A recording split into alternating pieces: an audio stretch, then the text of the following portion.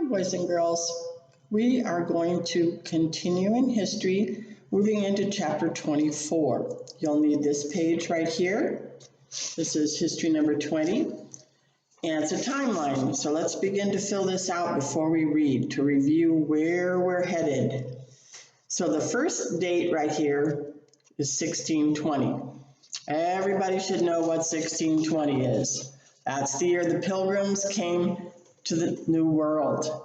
So on this line, we're going to put, the Pilgrims wrote the first document of self-government, the Mayflower Compact. So remember, before they even got off the boat at Plymouth, they wrote the Mayflower Compact. So I want you to write this down in that first box by 1620. So pause the video if you need time to write. So now that you have that written down, let's talk about this for a moment. If you don't have it written down yet, pause the video so you can listen. You need to pay attention. So the Pilgrims came here. They ended up landing at Plymouth, which is in Massachusetts, modern-day Massachusetts, not in Virginia where they were headed. In Virginia, there was already a patent from the King of England. They had somebody in place to govern the colony. Everything was set up, but they ended up in a different place because of a storm. Guess who sent the storm? Yes, of course, God did. And so they had to govern themselves. They had to decide they were going to agree to follow rules made by their leadership. And then they selected a leader. So this is what you need to write down. And the Mayflower Compact is the thing they all signed, saying, yes, we will follow the rules that were established by our leadership who we selected. So they're governing themselves. Okay, the next box on here is 1620 to 1776. What happened in 1776? That's the Declaration of Independence. We'll do that in a minute. But in that period between 1620 and 1776, wow, that's 156 years.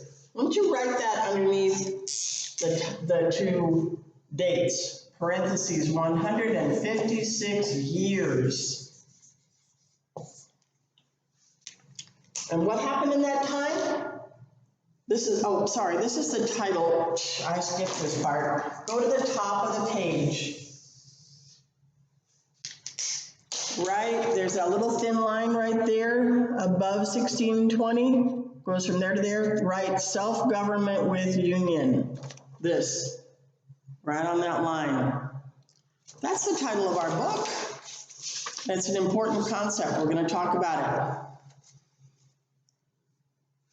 So now, on this next box, you're going to write the Pilgrim idea of self-government spread throughout the colonies. So during this 150 years,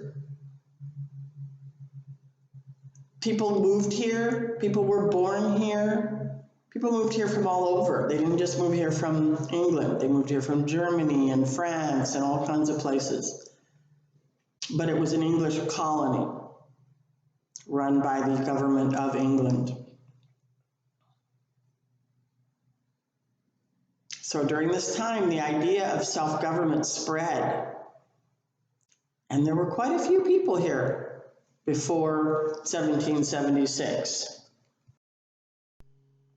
So I looked it up. There's an estimated 2.5 million people in the colonies in 1776. So in 1620, there were maybe 300 or 400, our Pilgrims and some people down in Virginia, at Jamestown, and a few settlements here and there, maybe 300 or 400 or 500 people. Now we have they say 2.5 million. That's 2,500,000 people in the colonies. You don't have to write that down unless you find that interesting and you've got room for it. So we've got a lot of people here.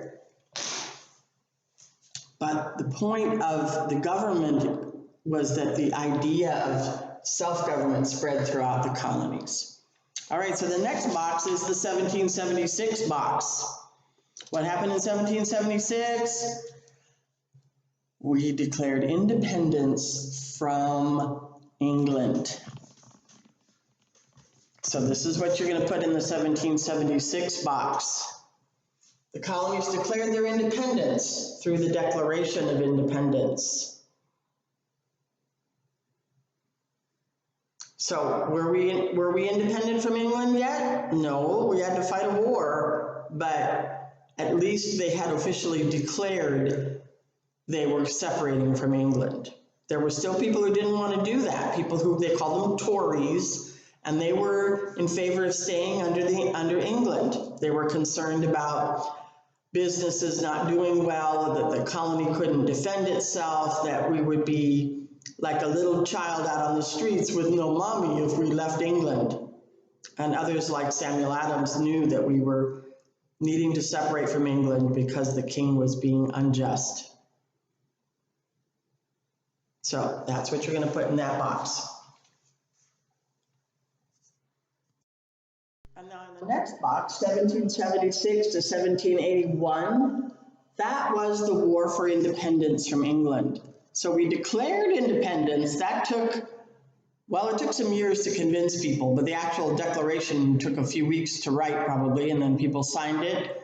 And several of the leaders signed it, and off we went. But then it took another 5 years of fighting, not every day, but often fighting to actually convince England to let us go. Now, we're not going to spend a lot of time on this war this year because last year we learned a lot about it in our other history book. So we won't go into any details, but we've learned that God intervened over and over. He stepped in and helped us with the weather, with people missing, British generals who were supposed to meet up and fight against the Americans, and one would show up and the other one would but get lost or not get there in time, and everything was going like this, and God jumbled things up. He confused them, caused orders to never get signed. Remember the guy who went on vacation and didn't sign the order from England to tell the troops what to do? So God intervened. He stepped in and helped little America win the war against huge Britain, England. Britain isn't a big country land-wise, but in those days it was the most powerful nation in the world. And we beat them. We kicked them out. So if you're interested in learning about that and you didn't read that last year, you can borrow my copy of the other history book and read the chapters. It's a great story. Okay, so that's where we're going to stop filling this out right now. We're going to finish it, part of it today and part of it next time. But this is our introduction to bringing us up to speed as to where we are right now. So, what does it mean to be independent? If each of the colonies was independent from England, that means they're not being governed by England anymore. But they're not being governed by anything else other than themselves either. So we now have 13 independent states, but there's nothing to hold them together yet. And this was a problem. So I'm going to read you a little bit from the teacher's book that tells what was going on in those days. But though America had won her independence, she had not secured harmony and union. While the war lasted, the states fought like brothers, side by side. So they had a common cause to keep them going. We're beating England, we can do it. But now that the danger was over, there was a big problem, and they might even all fall apart. We were like a barrel made of 13 stout staves, but without a single strong hoop to hold us together. So on a barrel, you have the boards that go from the top to the bottom. And as the barrel goes out, we've got these boards. So there's 1, 2, 3, 4, 5, 6, 7, 8. So you have this barrel made like this, with a bottom and a top, but without anything to hold it together, all the pieces are just going to go. So what they do is they put a metal hoop here and here, and that holds the whole thing in, and then it can hold whatever you put inside of it. So each board was really strong. They're made of wood, or they were. It's called staves.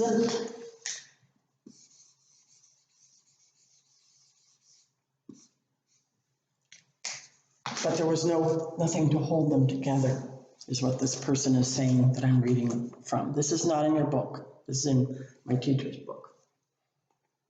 So we were like a barrel made of 13 stout staves, really strong, but without a single hoop to hold us together. When Congress made the Declaration of Independence, it also framed the first national constitution called the Articles of Confederation.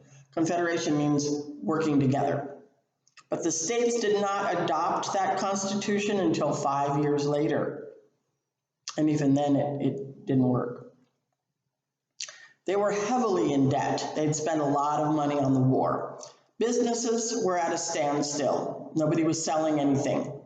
People weren't buying anything. Things were just sort of sitting there, kind of like now. The states had an abundance of paper stuff, which pretended to be money, but nobody knew what it was worth.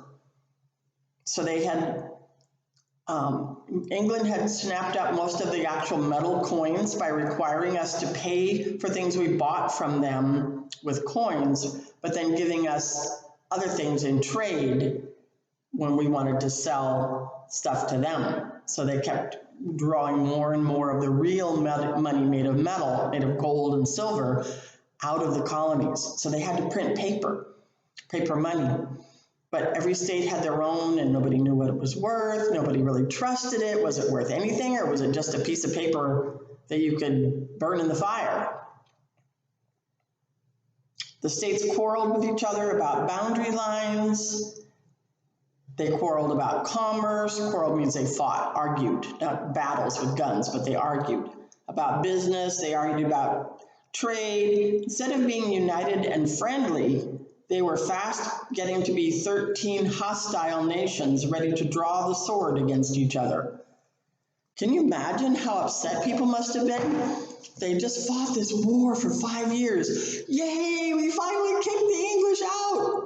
Oh no, what's happening? We're hating each other, and we used to work alongside each other, and now it's Connecticut against Virginia and Massachusetts against New Hampshire and New York against... We're not getting along, we're not working together, nothing's working. Gosh, they must have been distressed. So let's read in our book. We're going to read on page 119, right here, beginning of chapter 24. Free and independent states. The independence that Samuel Adams longed for was proclaimed in the Declaration of Independence, July 4th, 1776.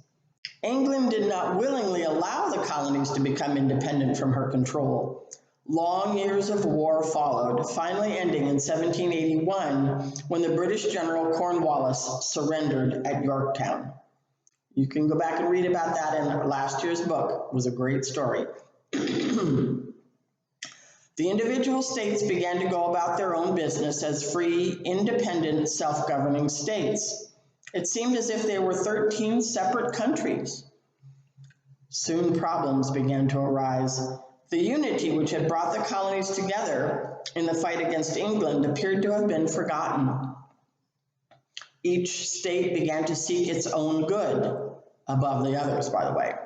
The states seemed to understand being independent and self-governing better than they understood how to be united. Do you think that when they fought the war, they were planning on being 13 separate little countries, all right next to each other on the east coast of the New World? I don't know what they were thinking. I'm not sure they thought about it. They just wanted to be free of the unjust control of England. I don't know, they may have thought about it and it just didn't work. The states had many questions to answer. How would the cost of the war be paid? Should each state have its own system of money? How could treaties or trade be carried on with other countries? Would each state need to make its own agreement? So when we trade with another country like England or Portugal or wherever, our country makes agreements about how that's going to happen. But these guys weren't a country yet, so was each state going to have to make that agreement with any place they sent their farm goods or things that had been made here? After some years, I'm back in the book, after some years it became clear that 13 states would not be able to survive individually. There must be a union of all 13 states.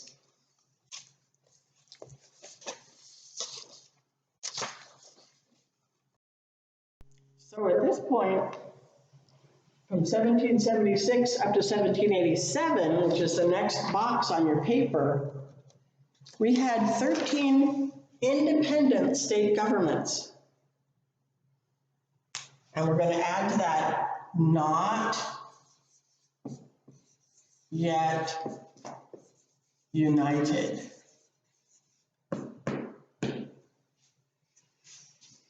So that's 11 years. So the war had been over for 5 years, and still they were not united.